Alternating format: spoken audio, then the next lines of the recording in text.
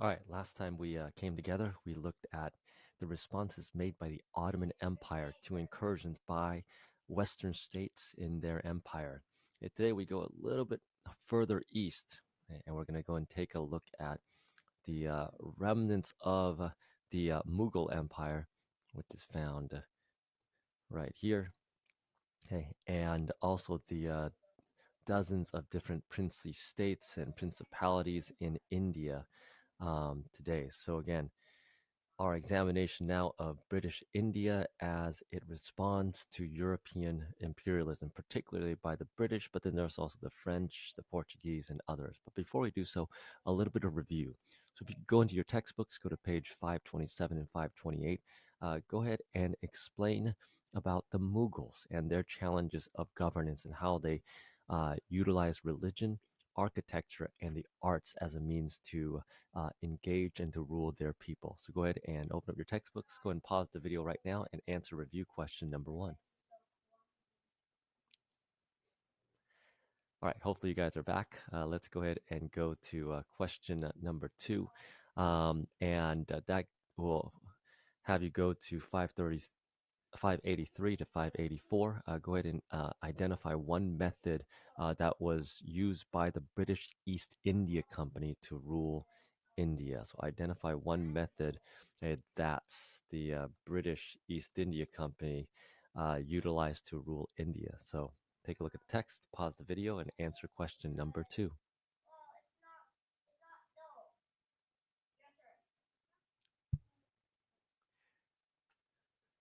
All right, let's go and get to the British rule over India. Now, what you should have seen is by this juncture, and this is all throughout the history of South Asia that we've examined, is a diverse range of people groups, of religions, of political entities throughout India, and that very few times in its history it was India unified under a single empire and leader.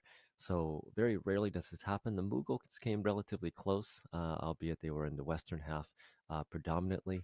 There are other political entities that are powerful at this point, including the Maranthas, a number of different nawabs or princes that are competing for power. Okay?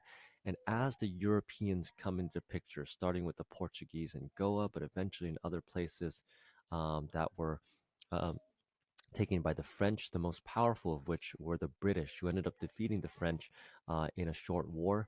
And eventually, the British East India Company is going to start to not just conquer, but make alliances, strike a deal with neighboring princes, the Mughal emperor himself, a number of different methods to expand its influence, using mercenary armies, using diplomats, and so forth.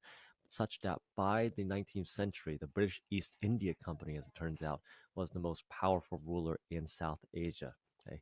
However, there would be drastic changes in the middle of the 19th century due to a number of different possibilities, whether it's disaffected peasants, political rulers who felt that they've been usurped by the British authorities, and even rumors that um, pig fat, cow fat was utilized in the rifle cartridges used by Muslim and Indian and Sikh soldiers, many of which found this offensive to be able to put against some uh, the animal fat products in your mouth.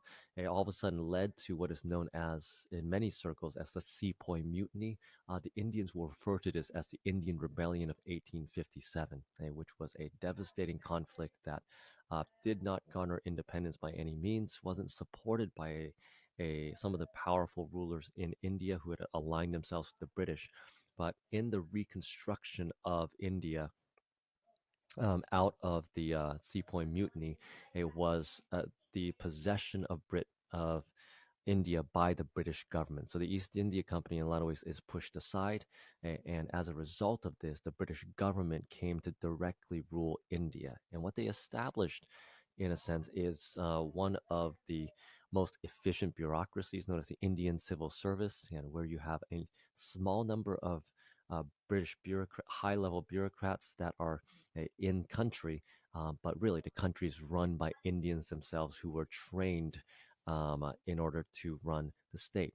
And it turns out this became one of the world's greatest pieces of what some people call positive discrimination, whereby there were quotas that were used by the British government that would be reserved for the various castes in India. Again, we go all the way back to ancient Indian history and the various castes and jatis that have divided the society over time.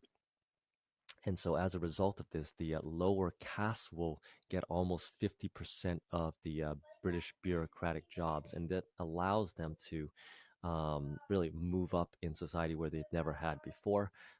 They would have to take a test, obviously, in order to demonstrate some kind of competence. Okay? But again, it allowed for groups that were marginalized before to actually get a means by which to move up in society. Okay? Many of the defense, both police, military, were sepoy regiments.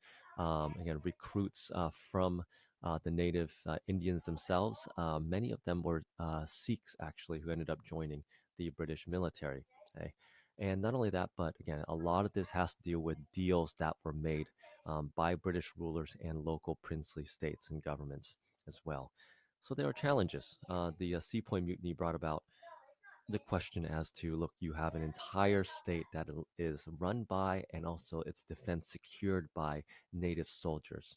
Will that continue? Will that stand the test of time, whereby you have foreign rulers coming in and utilizing local troops to sustain their rule?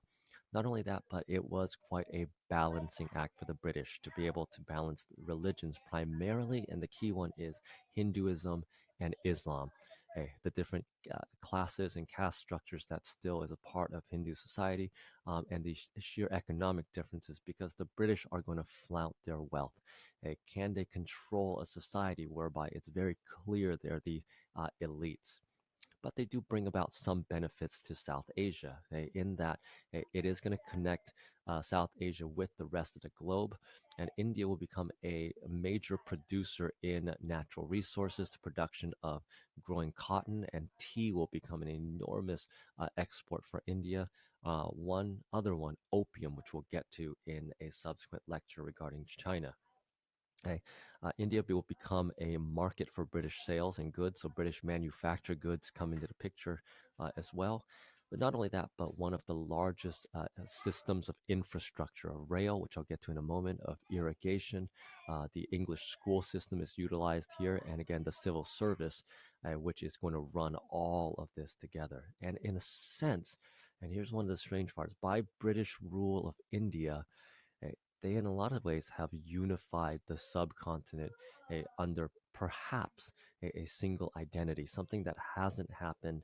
And you can go all the way maybe back to the Mauryan Empire, which is the closest where you had the entire subcontinent unified. And so the British, in some ways, brought everybody together. Either with the British being a common enemy or a common friend, either way. But either way, there's a sense of unity that's brought about by a British colonization of India. There are some obviously disadvantaged. The obvious one is that Indians don't control their own people in their own state anymore. It's the British. Not only that, but India, which was traditionally the biggest exporter of finished cotton cloth products, and again, people going all the way back to the ancient days are looking at India as a source of this wealth. All of a sudden now, India is now reliant upon uh, growing cash crops, um, and dozens of poor farmers that are now in plantations or low wage rent farmers. And so they're going to struggle economically, uh, at least in terms of the buying power of lower class individuals. And not only that, but there's this constant reminder that they are second class citizens in their own homes. It is British elite that will dominate. Again, a very small number will be in India who will be making the policies, will be the ones really making and garnering the wealth, and really supported by the Indians and propped up by native Indians.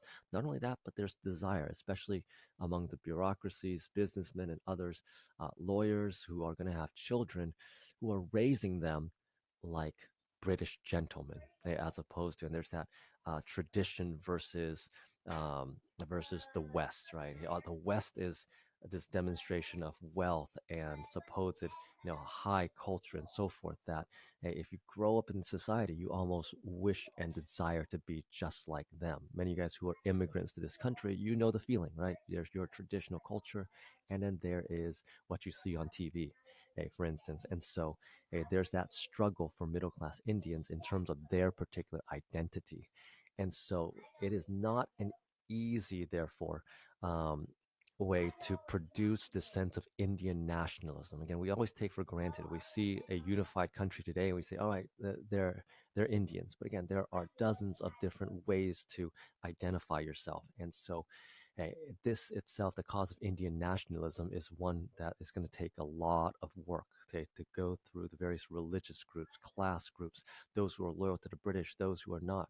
And so in 1885, one particular group was formed called the Indian National Congress, made up of mostly middle class Hindus with dreams of trying to create a pan Indian government. In this unit, we looked at sort of these pan movements, right? The pan Arab movement, the pan Slavic movement, using these ethnic identities across state boundaries in order to try to create new nation states. They will be joined by, in some cases, in some ways, they're going to cooperate by the Muslim League. So the another highly influential group is going to form their own organization, and they're going to work with the Indian National Congress at times, and sometimes they'll oppose one another. But this becomes a challenge, and one way to answer our last one, the summary question here, number three, predict the difficulties that Indian independence movement might have in the 20th century. So, based off of this background, in a lot of ways, this is a context question. Hey, if there's a question that talks about Indian independence, hey, what's the context here? Hey, what are the issues that might hamper an Indian independence movement, and why it might possibly need some of the most charismatic individuals to lead India to independence? Hey, all right, guys, we'll see you next time.